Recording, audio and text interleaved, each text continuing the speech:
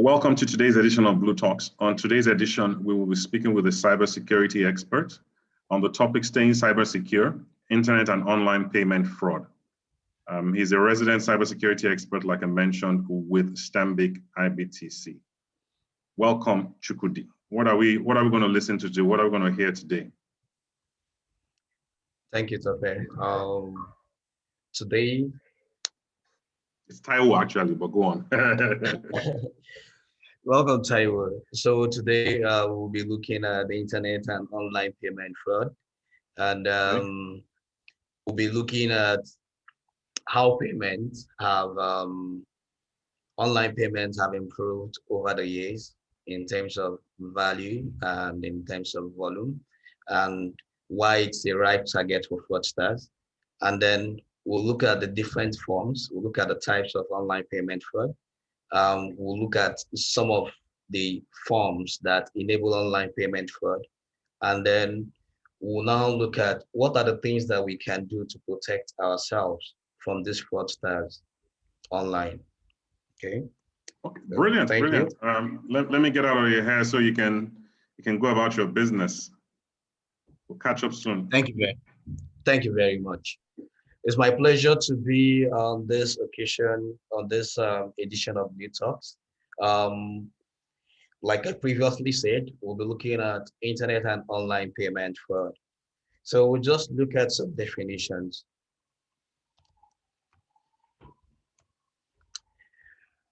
So fraud is the deliberate use of trickery and deceit to get an honest advantage over another person.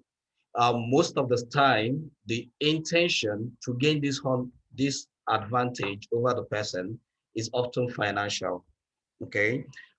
Internet and online fraud is the use of internet services or the use of software that are within computers to defraud victims or to take advantage of them. Okay. Now, people who perpetrate internet and online fraud are fraudsters. They're also called cyber criminals. And the cyber criminal is a person who makes use of a computer or makes use of a computing technology as an instrument for illegal purposes. Some of these illegal purposes include committing fraud and stealing identities. So why are fraudsters going online? Fraudsters are going online because there's an increase in the volume and value of online payment transactions over the years. Basically, with digitization and even with the COVID-19 situation, people that previously are not giving out to making payments online, that prefer manual payments. Everybody has been forced to go online for their transaction, for their day-to-day life. Our lifestyles are basically defined by the digital world. You can basically buy anything from the comfort of your house, anything you can think of, property, food, electronics, anything. So the money is going online, and as the normal cliche, follow the money. So fraudsters are following the money and they are going to the online space. Okay, so they are targeting specific channels. They're targeting the web channel, your internet banking. They're targeting the ATM channels, the ATM machines, the POS machines. They're targeting the mobile channels, the USSD channel where you use short codes to perform transactions, the mobile apps on the phones where you do a plethora of banking transactions. Okay, so in 2019, this channel I talked about for over 60% of online payment fraud, or payment, not for payment fraud, all payment fraud. Okay, in 2019, mobile banking was the favorite channel for online fraud, for all fraud. Okay, so fraudsters are following the money. That is why online payments, fraud on online payments are increasing. every day.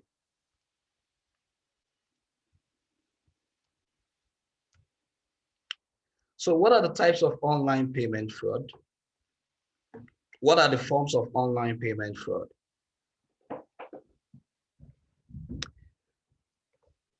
So one of the forms of online payment fraud is ATM card fraud.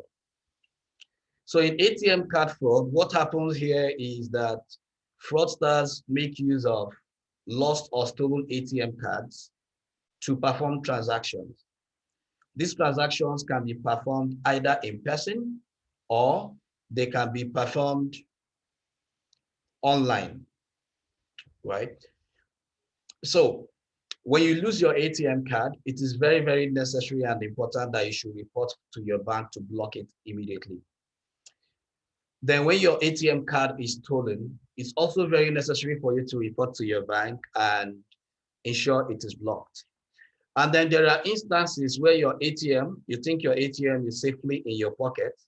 However, the details of the ATM have been stolen.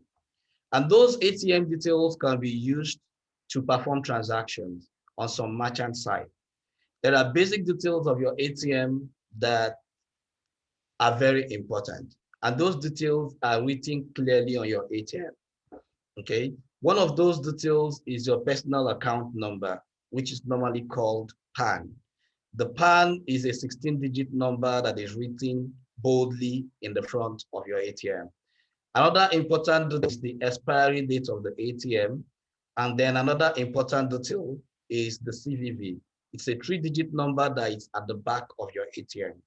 So it is very necessary that at every point in time, you try as much as possible to keep your ATM secure. But don't give it to anyone. If you're in a shopping mall or anywhere where you need to make purchases and you hand over your ATM to a shopping attendant to use the POS, please make sure that your eyes is always on the ATM. Do not take your eyes away from it because those details, once those details are taken, they can be used to perform online transactions against your account, okay? Sometimes fraudsters collaborate with people in shopping malls to put POS schemas or card schemas. So while you are not looking, they can actually take that card and swipe it on the schema and get on the card schema and get the necessary information that can be used to perform fraudulent transactions on your account.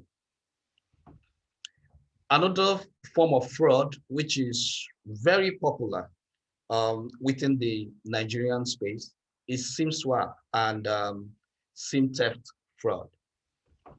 In SIM swap fraud, what happens is that cyber criminals use stolen identity or collaborates with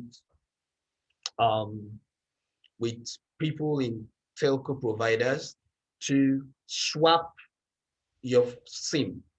Now, it's very, very important for you to understand that your SIM is actually a form of identity, right?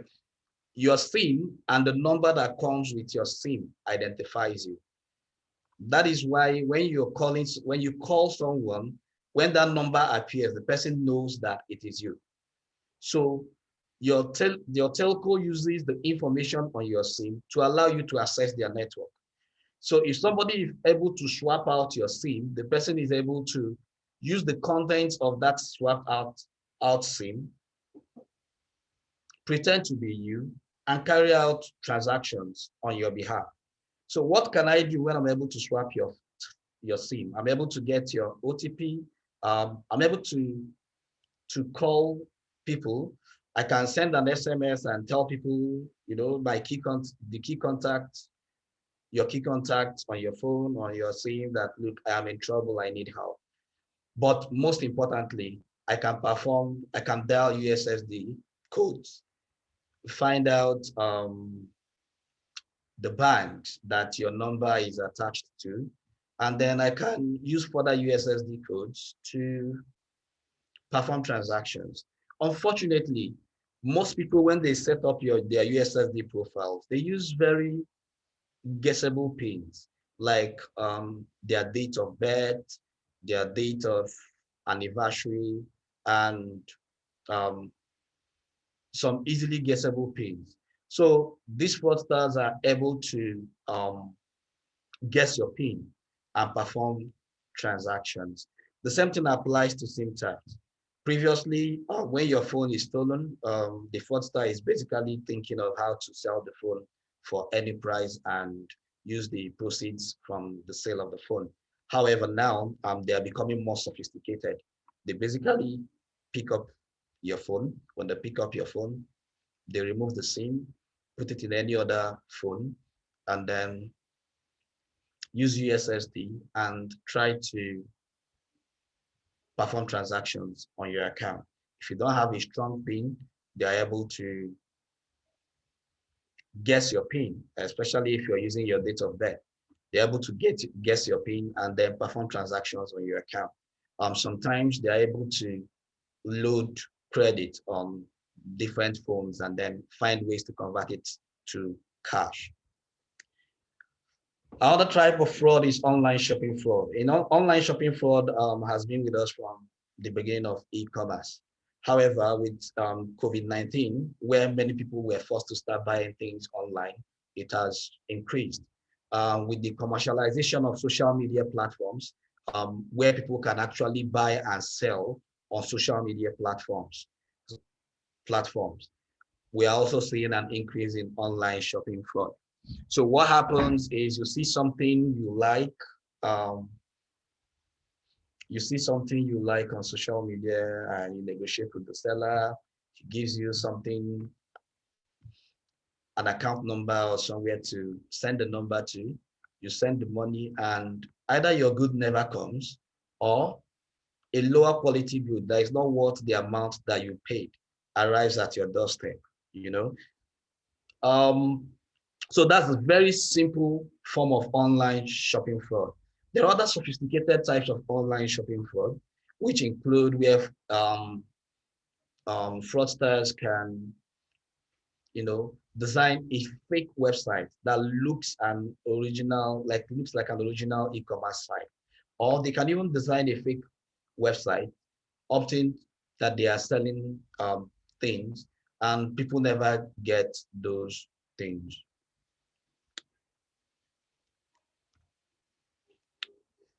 So other forms of online fraud, they are not basically payment frauds, but these online frauds are an integral part. They are part of the techniques. They are part of the procedures that fraudsters use when perpetrating online payment fraud. One of them is identity theft. So identity theft occurs when cyber criminals use stolen personal information to assume a person's identity, to perform financial transactions or obtain other benefits that are available to the person. So they basically steal your identity. In the previous slide, I talked about your SIM and the number attached to your SIM being a part of your identity. So cyber criminals get information. Those information can be gotten from different places. They can get it from your social media profiles. They can call the internet. They can get it via social engineering, through phishing, through different ways. And when they're able to steal your identity, then they can apply for benefits on your behalf. They can perform transactions on your behalf.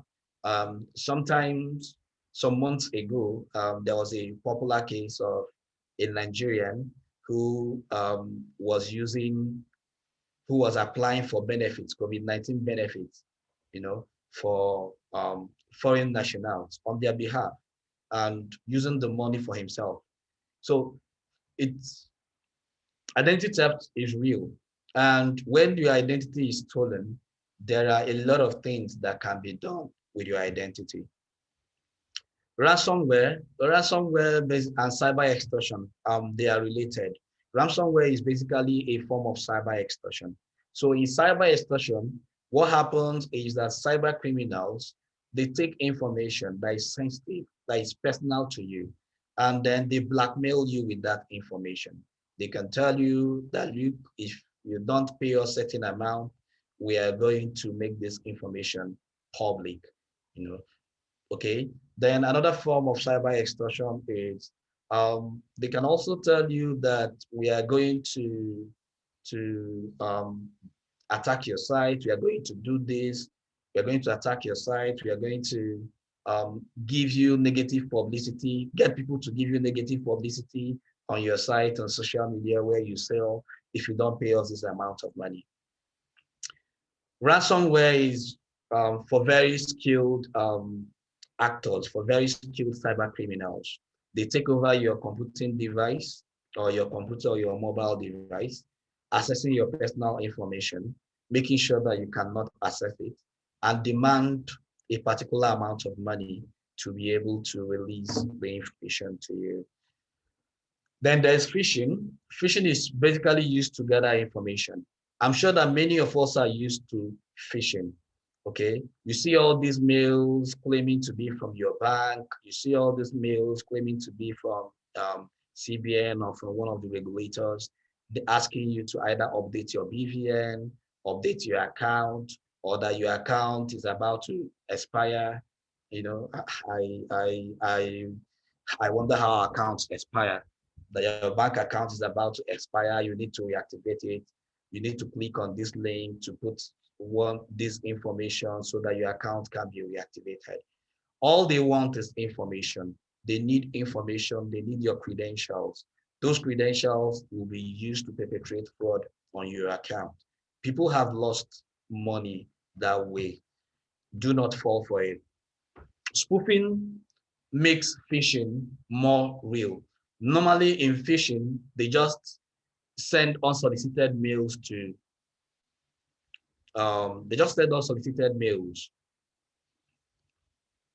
They just send unsolicited mails, okay, to everybody, hoping that somebody will click on it. But in spoofing, they try to impersonate a trusted entity. They try to impersonate your bank or somebody that you have a relationship with, so that the mail will appear more real. And then the tendency of you clicking on the links that is attached on the mail will be more. Then account takeover is when cyber criminals obtain the account credential of a legitimate user. When they obtain your account credential, they can use it to institute payments.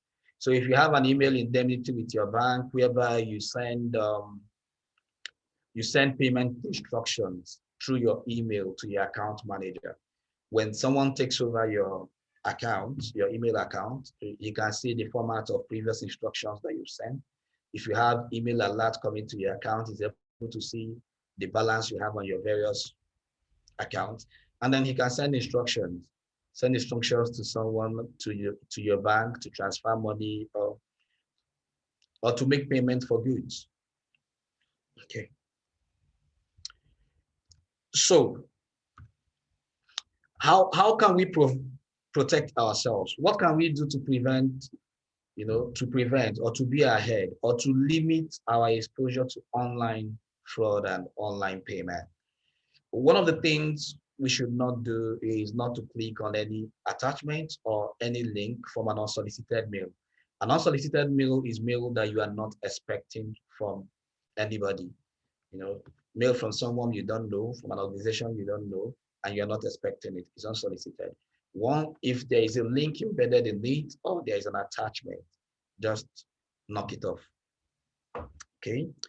Be careful of the sites that you enter your personal details, such as BVN, house address, date of birth, and other personal identifiable information in.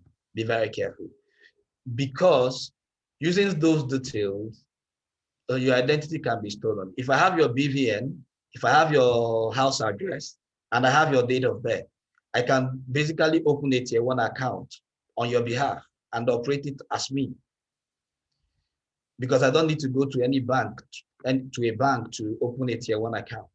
So it's very, very important that you keep this information safe, right? Secure your SIM card with a SIM pin. So try as much as possible to set the SIM pin for your SIM card. This protects you from SIM theft. So if for any reason you lose your phone or your phone is stolen, if the SIM is put in another phone, a pin will be required to unlock the phone. Enable multi-factor authentication for your email. All major email providers support multi-factor authentication.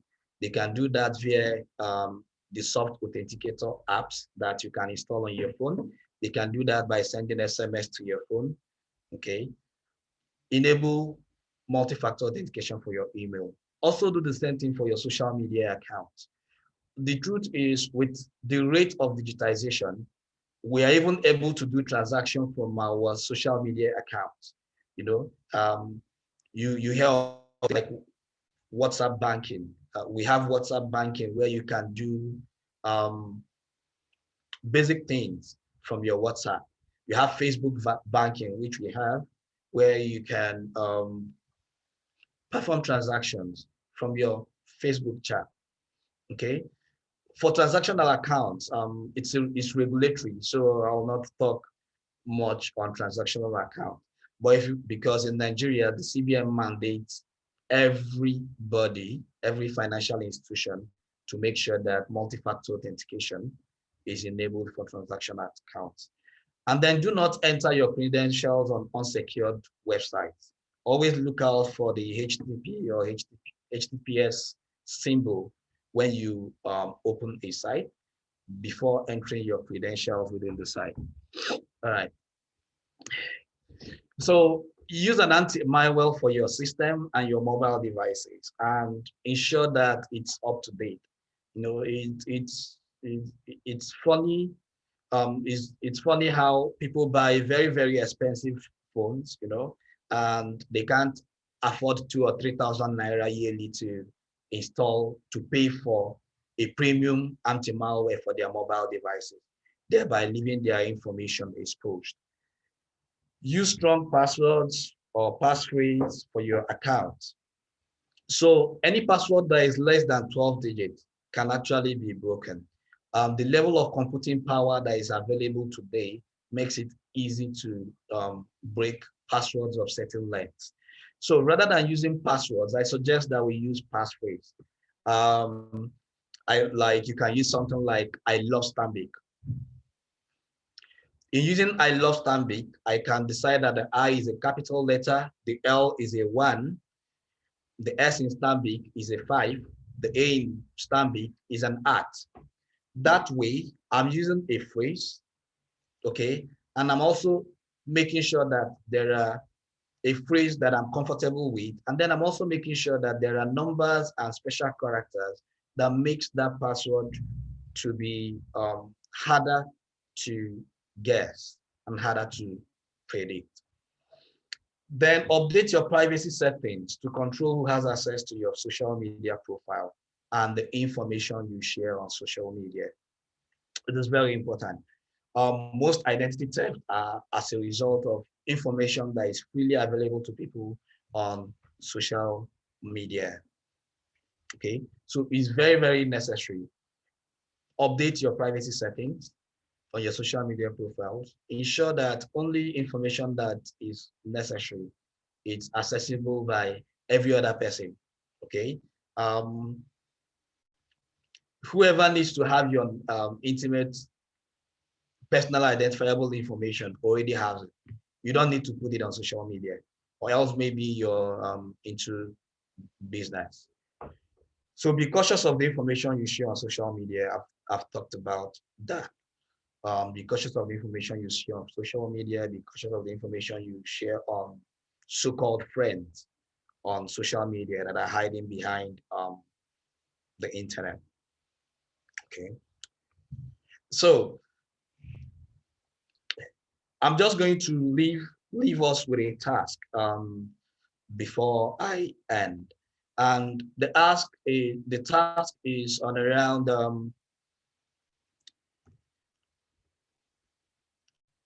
your digital footprint. Okay. So I'll ask you, search for your full name on the internet. For some of us, we'll be surprised at what we are going to see.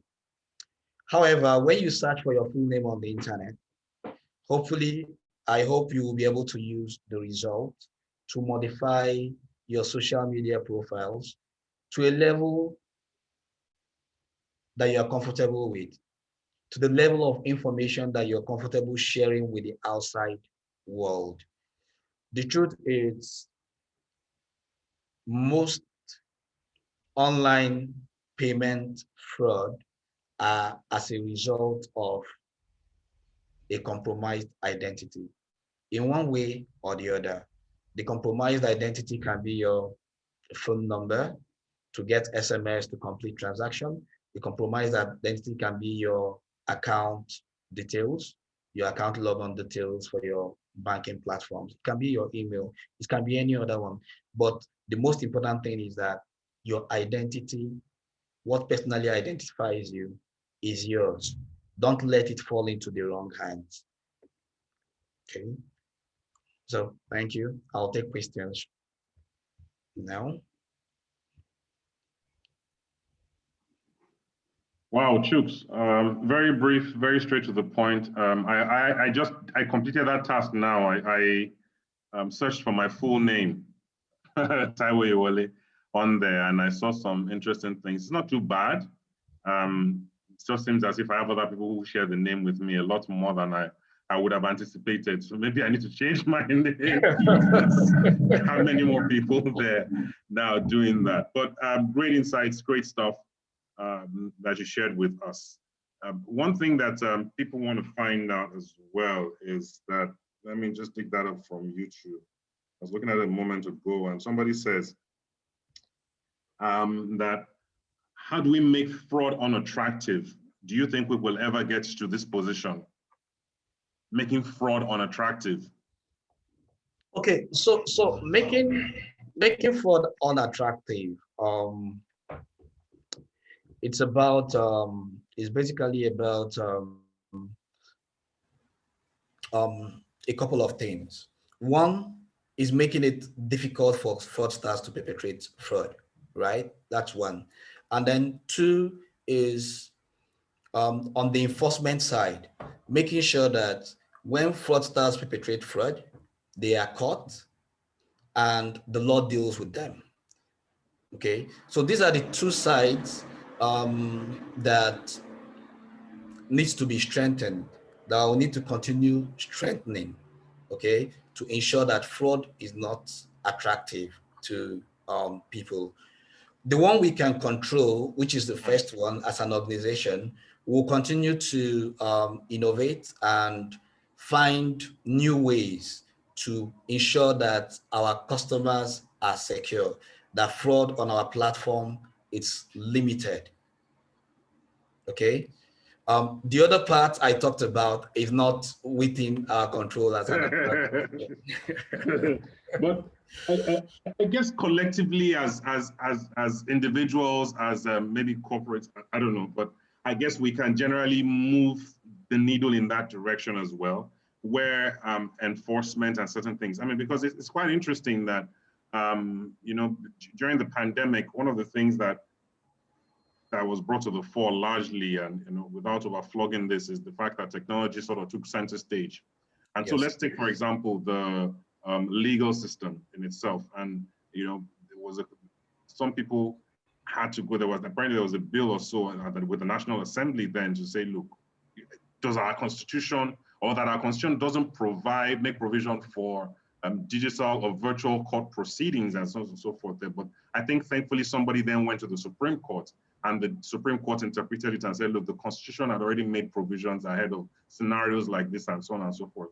But some of the concerns were around security in the first instance, to say that. So I think that if we allow ourselves, what I'm trying to say is that some people, the same way that some people went to go and put a bill forth at the National Assembly, we can look for ways to be able to for policies or to encourage those kinds of initiatives such that there's better security and we're promoting, you know, the use or the responsible usage of technology, if that's what it is. Because some of these guys who are hacking and doing things are not doing it for the money, they're doing it for the fun of it, that look, I can do this thing. It's like an accomplishment kind of thing for them, you know? So I think that we also have a civic responsibility to do that. And also, like you mentioned, we have to be responsible for protecting our own data. You can't go to an ATM and that's when you're looking all around. Don't go to an ATM with somebody and be gisting. Go to the ATM, collect your money, and then leave. Go. Yes. Collect your money and leave. Leave. There's no. Go on, please. Yeah, collect your money and leave. Let taking care of your personal data be your personal responsibility. Okay. Yes. Let it be your personal responsibility. You just need to know that it is my responsibility. It is your money that we are talking about. If it is stolen, in fact, if your identity is stolen, it's not only money we are talking about, right? Your identity can be used to perform fraud, and you can be sitting comfortably in your house one day, and policemen and law enforcement will just come and like, it wasn't me, and they're like, no. No, your BVN is there. Your picture. Your picture is there. You cannot. It's possible for you to deny it because the digital trail matches you. We are in a time where it's not just the physical you that is you. There are some certain information that when they are present, it is assumed that you're the one. And those are personally identifiable information.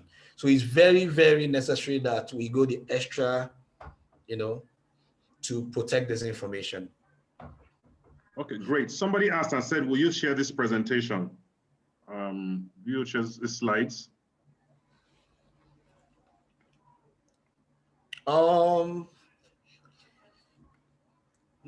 Not so sure, but I think the presentation will be available on the presentation, and the whole Blue Talks will be available on. It's recorded on YouTube. It will be recorded on YouTube. It's available on YouTube. So people can go back and watch it. People can go back and watch it and have a look at it. Yes. Okay, great. That's fine. Thanks. Somebody has a comment here. It's not so much a question, but he says, attackers are majorly now going for soft spots, users, customers, using social engineering techniques. In-house defenses are no longer enough. User sensitization is the way to go. Do you agree?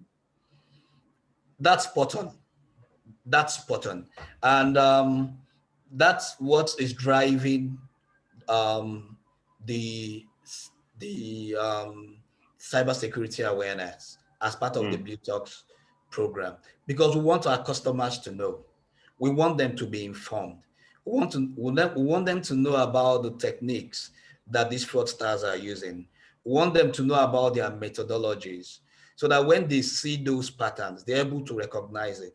We want our customers to know things that are important that they protect, that should not fall into the wrong hand.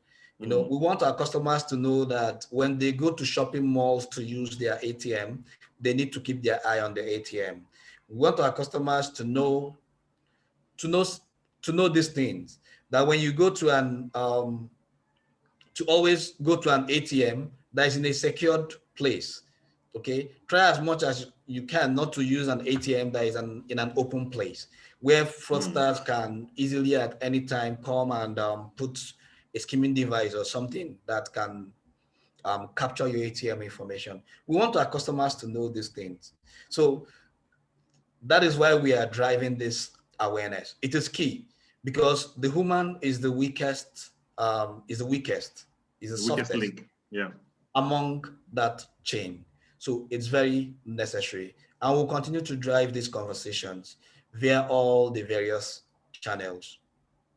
It's interesting you mentioned that because somebody's asking a question here. Now, we're not the only ones. The good people or the good guys are not the only ones gaining insights from these things. The guys with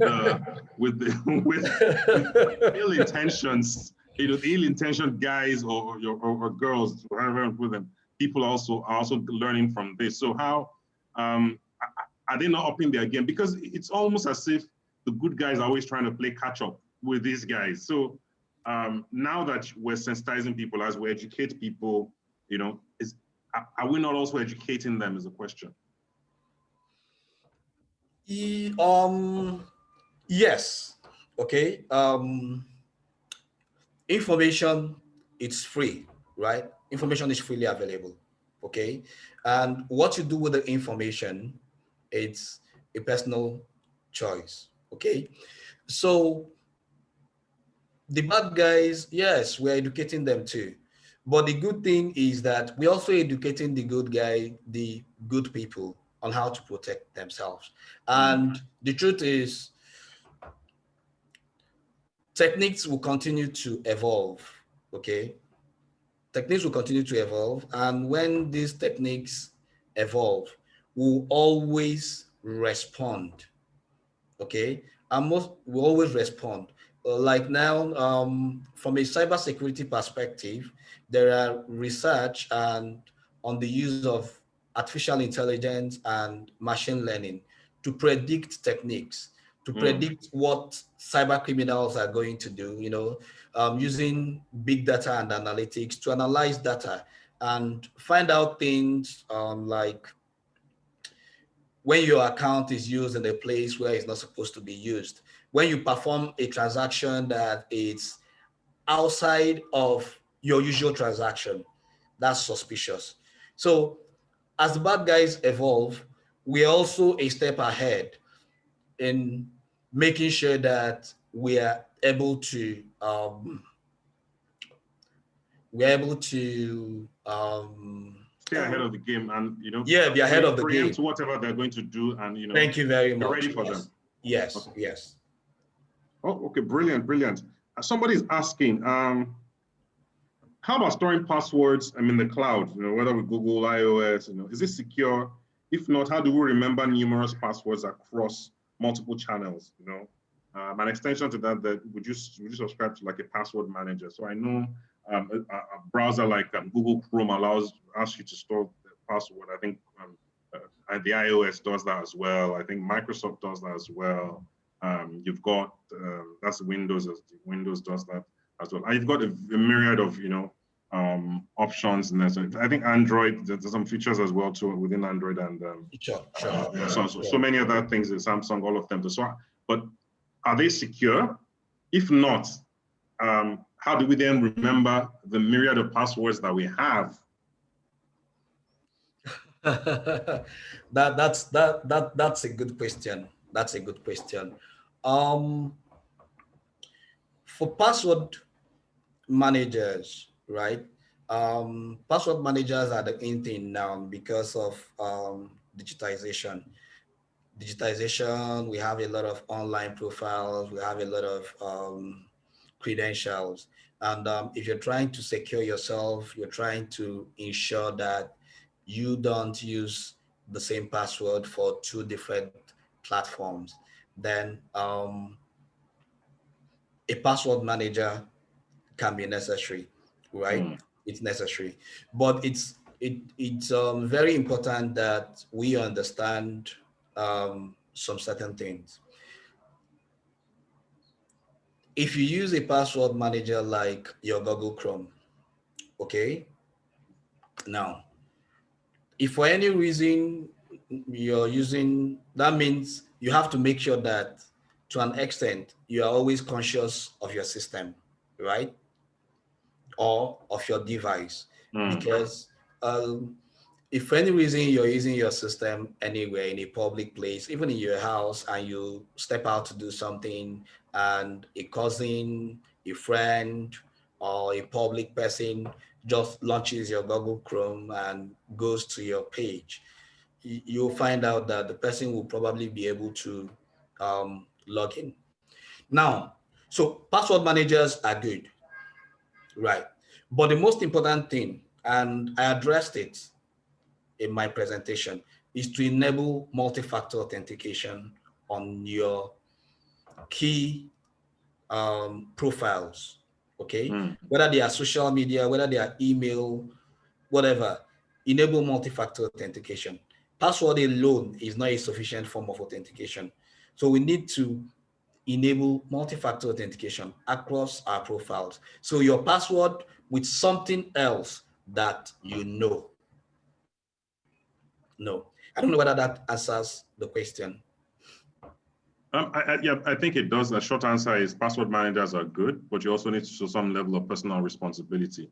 So you can't say because I have a password manager, you leave your entire system, or unattended, or I mean, simple things like that I learned in corporate environment is when you're leaving your desk, just do the Windows key and L locks your screen for the Windows platform. It's simply things as simple as that, so that you don't. People, I mean, we found situations where people even while your system is on, they use your system to send an email and cause problem for you, and then you're wondering, I didn't send somebody this email, and so on and so forth. Or they go and read your email and read sensitive information, and so on and so forth, and can compromise you even within those environments like that. So personal responsibility is what I hear at the end of the day. Everything falls back to in reality. Chuks, any final nuggets? Let me see. I don't think we have any more. Okay. In the absence of any question, my final thoughts, right? We cannot stress the personal responsibility path enough. Okay. It's our responsibility to secure our information. It's our responsibility to ensure that we report fraud when they happen, fraudulent activities when they happen. Okay. It's our responsibility to do that. Okay. It's our responsibility to ensure that to an extent, our systems and our mobile devices that we use to do transactions all the time, they are secure. You talked about somebody being able to send mail from your system, and that's when your system has been compromised. And when your system has been compromised, the person has basically taken over your system. He can use keyloggers to read your keystroke. He can see what you're doing on your screen and so many others. So try as much as possible to secure our devices, both physically, okay, by ensuring that when we are not on our systems is locked, for your phone, ensuring that at least you have a form of authentication for anybody that wants to use your phone is the least you can do, okay? So just take these little steps, little due diligence in one way or the other to ensure that you are safe. As an organization, we'll continue to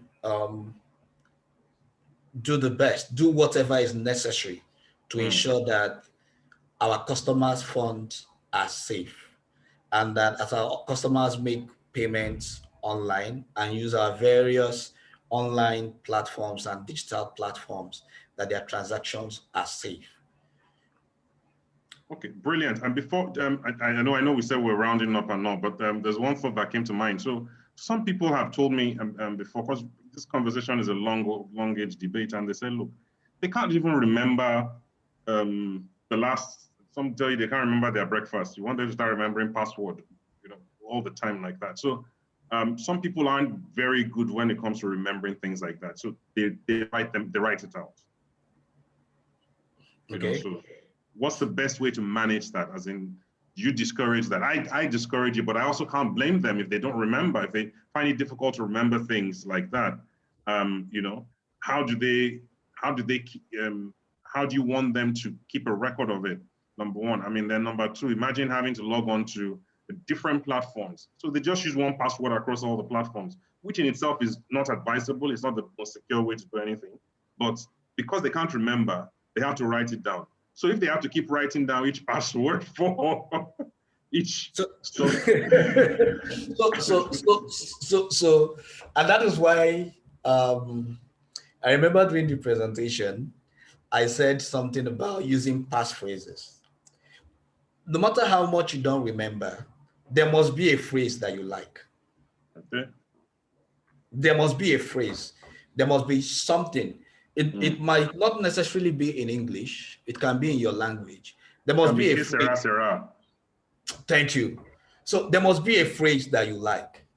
So using that phrase, you can use it to form a password and tweak some certain parts of it, okay, for your platforms, for your different platforms. That's one way. Another way, we talked about password managers, and I said they are good, but you also have your personal responsibility. Then finally, technology is improving, right? Many of us today, many apps that we use today for financial transactions have enabled a form of biometric authentication, okay? So you install your banking app, and after logging on for the first time, um, you can register your biometric. It's like that for so many other apps. So um, the password conversation is an age-long conversation, right? And um, and that conversation will continue. It's not going to end. And I don't see password going away very soon. Okay. But however, there are other forms of authentication that before biometric was very expensive that you can't even think of it. But right now, almost every average phone you can think of Has the supports capabilities. fingerprints and biometrics. So for such people, they can also explore that option Great, for their. great, great. It's been Yeah. great chatting with you, Chuks. Remarkable stuff. It's so funny that some of these things are things that we know, but we don't remember. We don't take into account of some of these things every day. They write it out, and when you go to the ATMs, it's written there. Don't let anybody stand beside you be looking at. But I think we need these reminders more often than not, so that we are more self-aware about our own lapses in judgment in terms of where we go around and when we do things. And even to things like making your debit card visible, in terms of just making it visible all over the place like that. I've heard people take advantage of those kinds of things like that. If you go somewhere to pay, make sure you can see that card every time. Don't let them say they're taking it to go and use the POS somewhere in the back or something like that. Yes. That's key. That's key. That's key.